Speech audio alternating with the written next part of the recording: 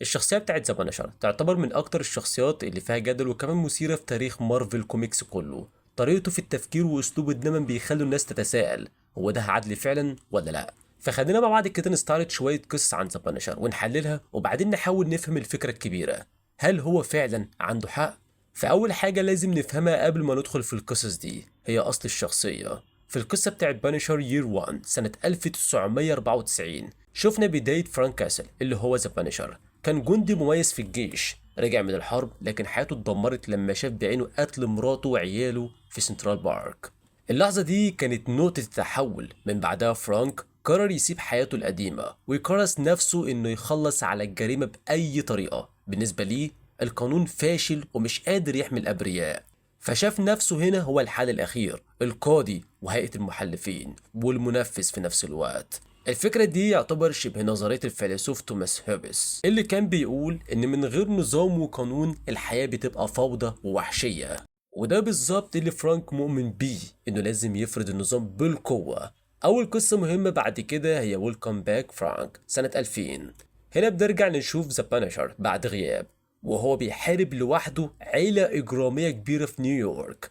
القصة هنا بتوضح أسلوبه عنيف ومباشر ومفيش أي رحمة، بيخلص على العصابة دي واحد واحد لأنه شايف إن الجرائم الكبيرة محتاجة حلول قاسية، ومن وجهة نظره القانون ضعيف أو فاسد ومش هيقدر يوقف الناس دي. فقرر هنا يقطع راس التعبان زي ما بيقولوا علشان خاطر يقلل الجريمة. وده ممكن يتفهم من خلال أفكار جون لوك اللي قال إن كل إنسان له حقوق طبيعية زي الحياة والحرية، ولو الدولة فشلت تحمي الحقوق دي يبقى من حق الشخص يدافع عنها بنفسه.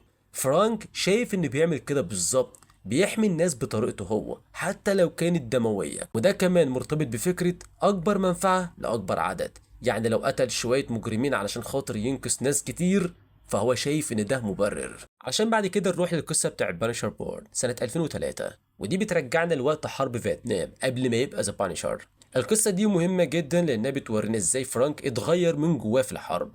كان واضح انه مش بس بيقاتل، ده كان مرتاح في الفوضى. الحرب هنا خلته يشوف ان القوانين الاخلاقيه العاديه مش بتنفع في المواقف الصعبه، واتعلم ان اوقات الحل الوحيد بيبقى العنف المباشر. وده مرتبط بفكره الفيلسوف سورين كيركيغارد عن القفزه الايمانيه اللي معناها ان الانسان احيانا بياخد قرارات كبيره من غير ما تكون منطقيه بس بيحس انها صح. وهنا بقى في فيتنام فرانك اخد القفزه دي فعلا وبدا يبني لنفسه كود اخلاقي خاص بيه اللي مبني على الواجب والحمايه حتى لو التمن كان دم.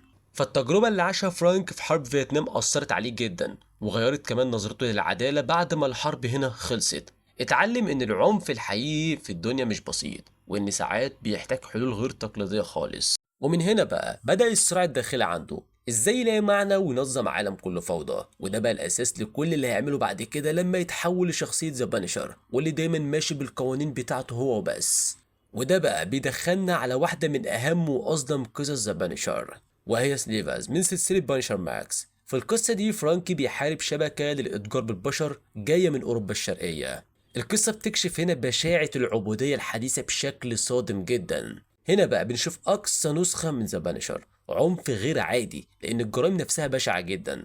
فرانكي هنا شايف الناس دي مفيش منها أي أمل، مفيش توبة ولا حتى فرصة تانية، الحل الوحيد بالنسبة ليه هي الإبادة.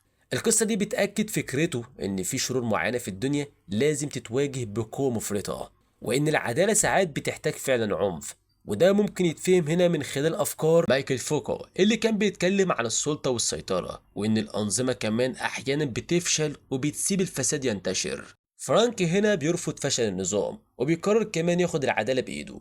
أول مثال في القصة لما بيمسك زعيم الشبكة في أمريكا بيربطه في كرسي ويصور فيديو كمان ويرش عليه بنزين ويولعه وهو لسه عايش، وبعدين يبص في الكاميرا وبيقول ما ترجعوش تاني، وبيبعت الفيديو للقيادات بتاعتهم في أوروبا والنتيجة فعلا مفيش حد فيهم بيرجع نيويورك تاني. بعد كده بنروح لسلسلة وور جونر من كتابة مات فاكشن. السلسلة دي بتورينا صورة أوسع لحرب ذا بانشر ضد الجريمة. بنشوفه بيواجه هنا مجرمين مختلفين كل واحد بيمثل نوع من الفساد. اللي واضح هنا ان فرانك بيتطور، مش بس عنيف، ده كمان ذكي جدا، بيشتغل بدقة عسكرية ودايما سابق أعدائه بخطوة، وبرضه بيكسر كل القواعد الأخلاقية التقليدية وبيعمل نظامه الخاص وبيحمي الأبرياء ويعاقب المجرمين بأي طريقة هو شايفها. وده بقى مرتبط بفكرة الفيلسوف هوربيت ماركس اللي كان شايف ان المجتمع ساعات بيوقع الحرية من خلال القوانين والنظم، وذا بانشر هنا بيتمرد على ده كله وبيفرض عدالته هو. وفي وور جونر بنشوف هنا ان حرب فرانك ضد الجريمة مستمرة ومش بتقف، كل مرة بيلاقي تهديد جديد بيغير اسلوبه علشان خاطر يواجهه، وده بيأكد انه شايف ان العدالة الحقيقية محتاجة اصرار شديد ومن غير اي تنازلات كمان. وده بقى بيوصلنا للسلسلة بتاعت وور ماشين 2017 من كتابة ماسيو روزنبرغ. في القصة دي ذا بانشر بيحصل على بدلة وور ماشين بتاعت جيمس رويز، واللي هي أصلا من صنع توني ستارك. البدلة دي بتزود قوته بشكل ضخم جدا، وبتورينا قد إيه فرانك مستعد يستخدم أي وسيلة ممكنة علشان خاطر يوصل للهدف بتاعه.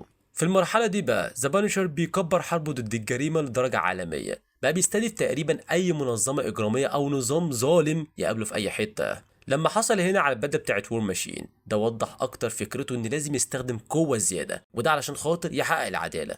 هو شايف البدله دي مجرد اداه تخليه ينفذ اللي هو عاوزه بشكل ادق واقوى كمان، باسلحه متطوره تقدر تخلص على اعداء ما كانش يقدر عليهم قبل كده. القصه هنا بتورينا قد ايه فرانك مستعد يزود العنف والتصعيد علشان خاطر يوصل لهدفه، وده ممكن نفهمه هنا من خلال افكار فرانس فانون اللي كان شايف ان العنف احيانا بيبقى ضروري للتحرر وتحقيق العداله كمان، خصوصا في مواجهة الظلم الكبير زي ما حصل كده في أمريكان ريفوليوشن.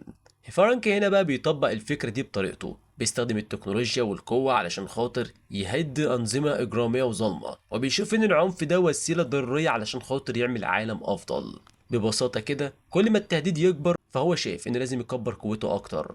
بعد كده بقى بنوصل لواحدة من أهم المراحل سلسلة بانشر ماكس من كتابة جارث آنيس. السلسلة دي بتدخلنا جوه عقل فرانك نفسه بشكل كامل، بتورينا هو بيفكر ازاي وليه بيعمل كده اصلا. هنا فرانك مش مجرد شخص، دي يعتبر كده زي قوة طبيعية مدمرة هدفها الوحيد تقضي على الجريمة والفساد في أي مكان. بيواجه هنا أنواع مختلفة من الشر، تجارة بشر وفساد حكومي وكمان مجرمين مختلين، وفي كل مرة بيستخدم كل مهاراته وإمكانياته علشان خاطر يدمر المنظمات دي ويحمي في النهاية الأبرياء. فالسلسلة هنا كمان بتورينا بشكل صريح جدا هو مستعد يعمل ايه علشان خاطر يحقق ده، مفيش حدود تقريبا، وده ممكن يتفهم من خلال افكار كارل ماركس اللي كان شايف ان النظام الاقتصادي نفسه ممكن يكون سبب في الجريمة وكمان الفساد. فرانك بطريقة غير مباشرة بيحارب الحاجات دي، مش بس مجرمين لكن كمان نظام كامل بيسمح بوجودهم.